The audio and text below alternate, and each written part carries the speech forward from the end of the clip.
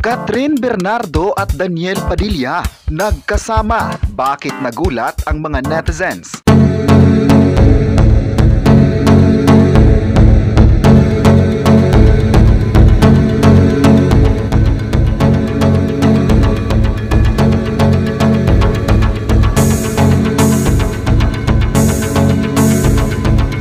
Ngayong araw, trending sa social media ang tambalang Katniel kung saan napapanood ng mga fans ang tambalang Catherine Bernardo at Daniel Padilla sa isang event ng ABS-CBN na ABS-CBN Special 2023.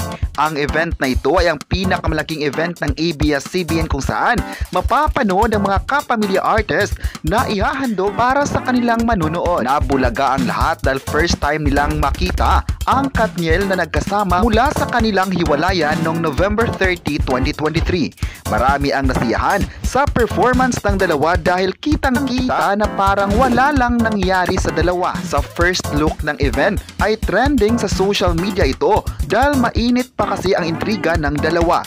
Ayon ng netizens, nagulat sila sa pagsama ng dalawa dahil ito ang nagpabuhay sa lungkot ng nararamdaman ng mga Katniel fans.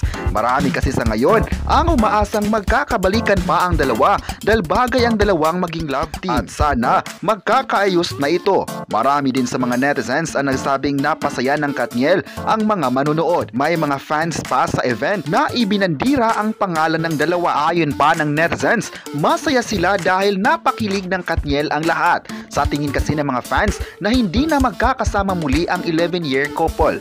Pero sa nangyari nito ay muling binuhay ng dalawa ang kilig para sa lahat ng mga taga-suporta nito. Ayon pa ng netizens, bagay talaga ang Katniel dahil 11 years na itong nagpapasaya at gumagawa ng teleserye at movies. Maalalang marami ang nagsabing kahit kailan, hindi nila pakakawalan ng suporta nila sa mga kapamilya artist. Umaasa talaga sila na darating din ang araw na magkakaayos na sila. Ang pagsasama ng dalawa ay tungkol sa pagsang-ayon ni Catherine Bernardo at Daniel Padilla na magsama muna sa kanilang mga fans. Ayon pa sa balita, ang pagsasama ng dalawa ay nagpapakita ng pagka-professional dahil sa kabila ng hiwalayan, nagkasama pa rin sila dahil marami ang sumisigaw ng kanilang pangalan. May nagsabi pa na masaya sila sa dedikasyon ng dalawa dahil ginawa nila ito para sa trabaho. Makikita din kasi sa performance ni Catherine Bernardo at Daniel Padilla na parang walang hiwalayan ng nangyari. Positibo pa rin ang makikita ng netizens sa dalawa at ini-enjoy na lang nila ang moment. May netizen talaga ang nagsabing sana hindi na lang sila nagkakahiwalay dahil mamimiss nila ang samahan ng sikat na love team ngayon.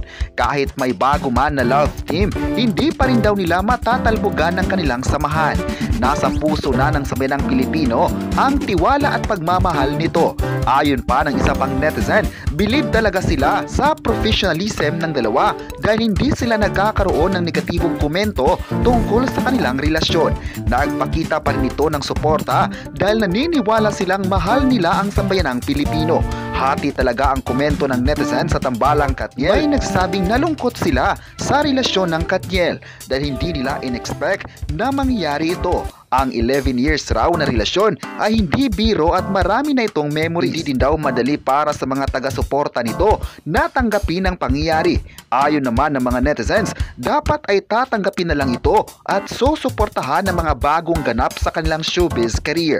Nagkahiwalay man sila, nananatili pa rin ang pagmamahal ng viewers sa kanila.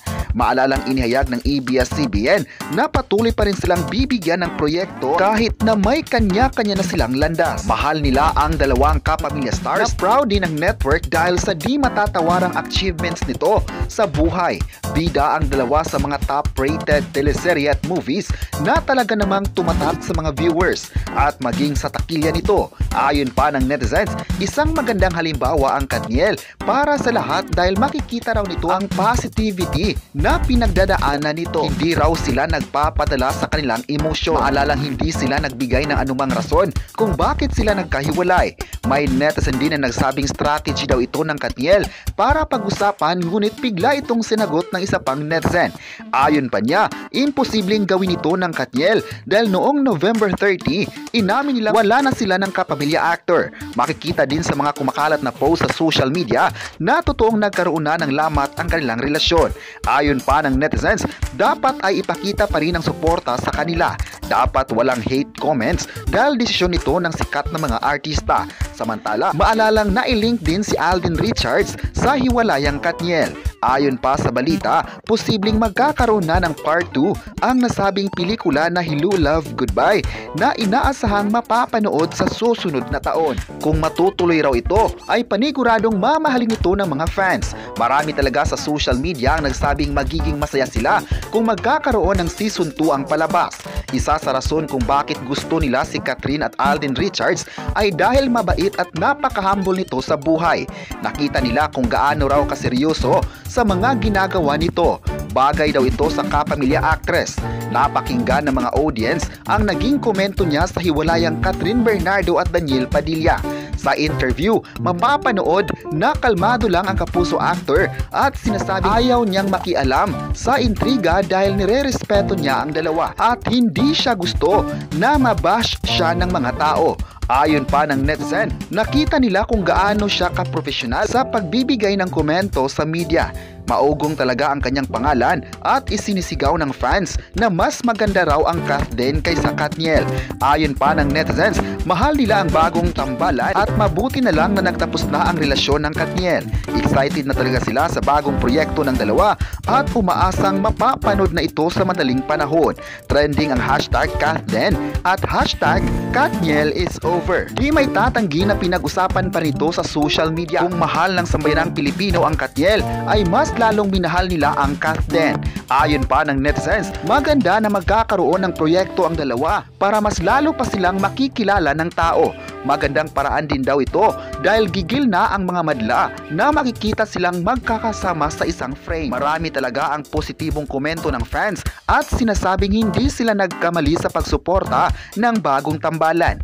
Ngayong araw, ano-ano pa kaya ang dapat aabangan ng dalawa? Ano-ano pa kaya ang dapat aabangan ng dalawa? Magkakaroon kaya ng kumpirmasyon sa kanilang paparating tambalan at proyekto?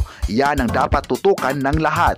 Maalalang marami sa mga fans ang tila nag-iba ng panig dahil mas matimbang pa rin sa kanila ang bagong tambalan.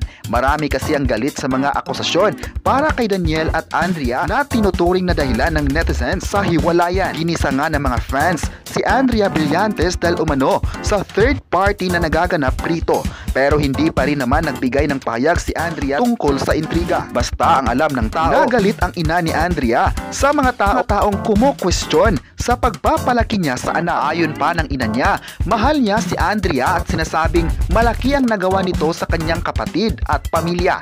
Dahil din kay Andrea, nakapagtayo sila ng bahay, napag-aral ang mga kapatid at marami pang iba. Ganun ka-proud ang ina ni Andrea sa dalaga. Kayo, ano ang masabi nyo na nagkabalikan na muli ang tambalang Katniel sa isang event? I-comment na kung sang-ayon ba kayo kung magkakabalikan nga ang dalawa. At huwag kalimutang i-subscribe ang ating YouTube channel.